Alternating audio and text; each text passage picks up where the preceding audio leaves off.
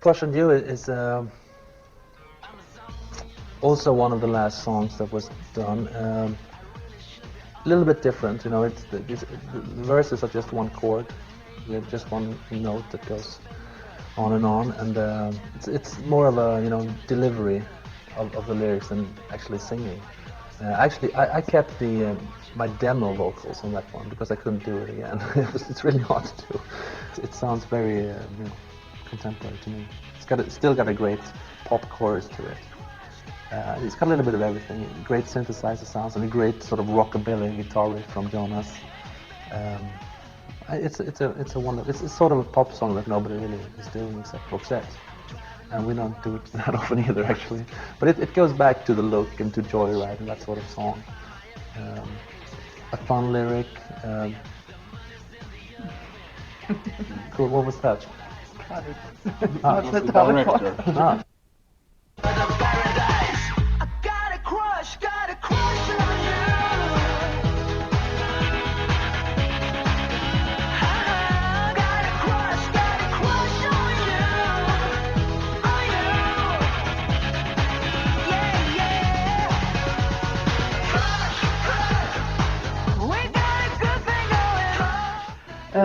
The first single is called Wish I Could Fly, and it's absolutely one of my favorites. And well, it's hard to pick singles on this album because there's a lot of them. And no, it was just in the end we felt that that was the best song, and it's really Roxette, but it's now. In the middle of the night, cool, sweating in my bed, got the windows open wide. Anyone is one of my favorite tracks on the album. It was one of the last songs that was written. It's very special. It's almost like a pastiche of the old 60s, like Dusty Springfield, Dionne Warwick sort of style. So we used the full orchestra. We used like big string section and you know, trombones and saxophones and a big choir and big. Everything was big. You have to have the capacity as a singer to go through that wall of sound, which Marie fortunately has. So she really delivers the song really well. Knows how I'm feeling. All I can think of is you and me doing the things. We wanted a new blood into the sound. You know, we actually spend most of our lives to get to the point where we have our own identity, and there is actually a typical Roxette sound, which we cherish and which we wanted to bring into, you know, the next millennium, basically. But at the same time, we don't want the album to sound like Listen to Your Heart or, you know, 1989 or 1992. You know, it has to sound contemporary.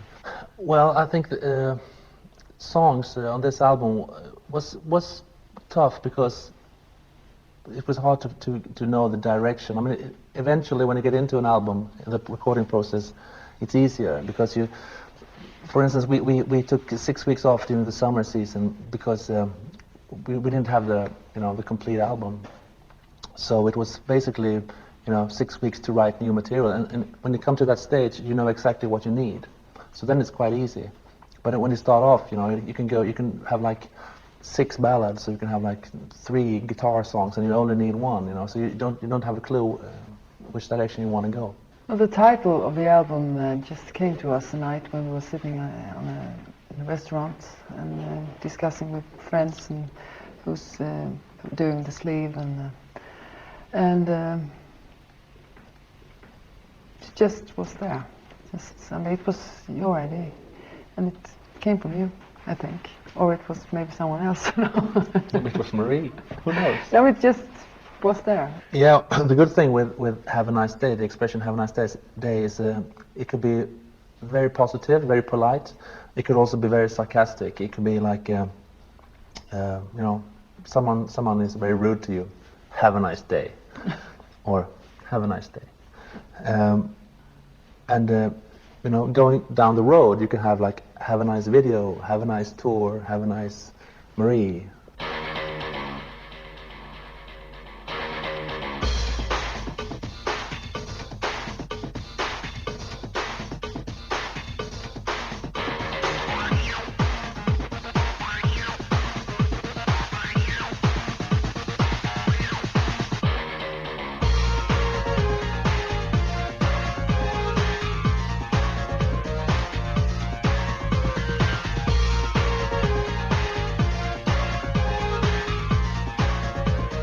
For me, Have a Nice Day is, which I really hope that it goes really, really well, that we sell loads of records so we can do another tour, world tour.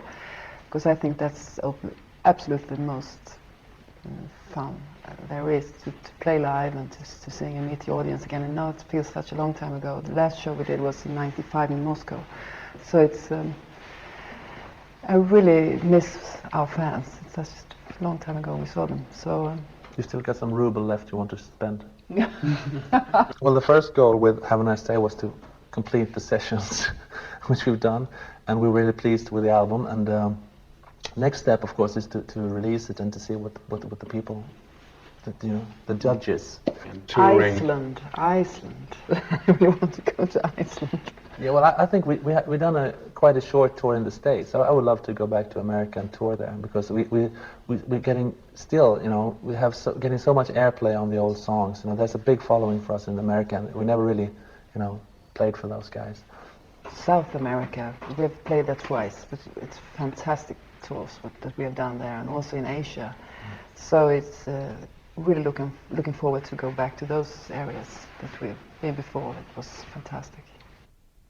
Joyride is, when I think of Joyride, and then most of the time I think of the big Joyride tour, the first world tour we did. I mean, it was really a great feeling. It went so fast, everything, and we're working really hard and traveling a lot, and it was crazy, but it was a lot of fun. And, Hello, you fool, I love you. Join the joyride. Join the joyride. She says hello, you fool, I love you. Oh, The Look was such a long time ago, but still, I mean, the good thing with The Look is that when you hear it on the radio, it still sounds like a hit record. Lots of the stuff that we've done hasn't, passed the test of time that well, but The Look definitely has. It really sounds great. But that was the 80s. Jesus. She's got the look. Come on, everybody!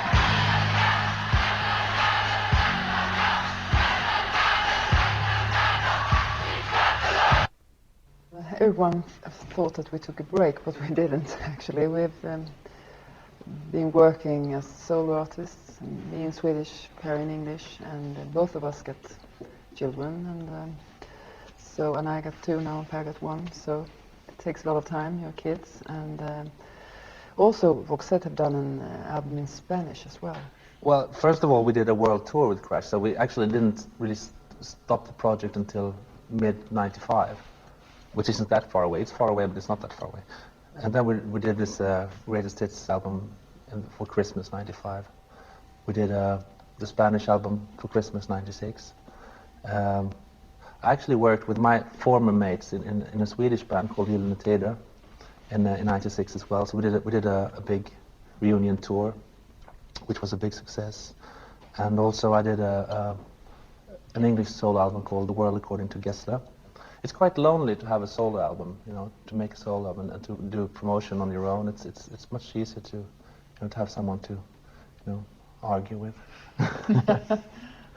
So that's basically what I've been doing.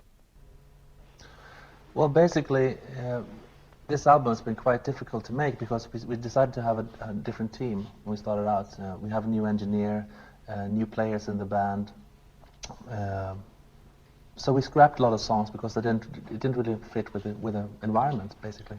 Also, we weren't really sure which direction the album was supposed to go into. Was it going to be like a programmed album? Was it going to be a lot of live recordings in the studio? Or, we wasn't really sure. So we tried things out, threw away lots of material, and rewrote songs, and started on and off and on and off again. So I think we actually recorded 20 tracks, and winding up with 14 on the album. Well, for me, when I started to write songs, it felt a little bit nervous in the beginning because it was the first time I tried to write in English. Music I've done many times before, but it was quite tough in the beginning. But also it felt really special because, and I was really hungry to do it because we had this break and looking forward to work on the new Roxette album and all. It was really nice when we decided to leave Sweden in January because here it's always snowing and it's so dark in that time of the year. And it was so nice to go to Spain because it's warm and nice and beautiful down in the south of Spain, in Marbella. So, and we went to a studio up in the mountains and it was fantastic. The whole atmosphere was really, really good and nice people working there and taking care of us. And all of us stayed at the same place and we were working sometimes 24 hours a day. It was a lot of work, but a lot of fun. Yeah, well, the whole album has been very special. It's been sometimes the toughest album to make, sometimes the easiest album to make for us. I think also being in Spain was great because it was it meant a lot to us psychologically to start, you know, being together. We stayed together and we worked together in the same house for a month.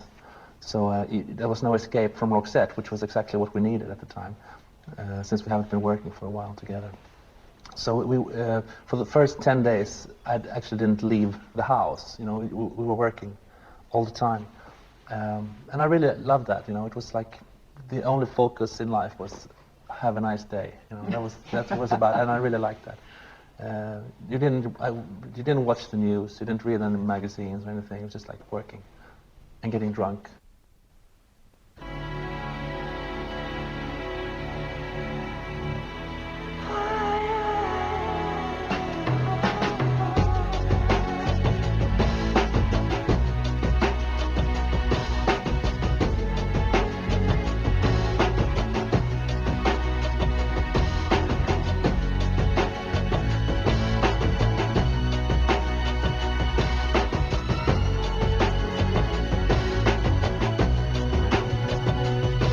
Through the night,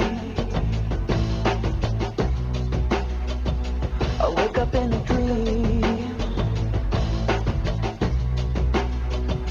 Echoes in my head make every whisper turn into a scream.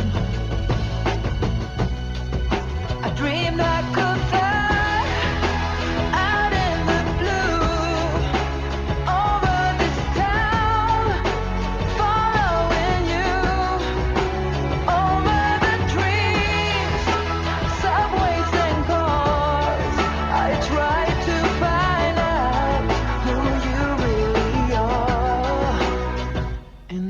of the night,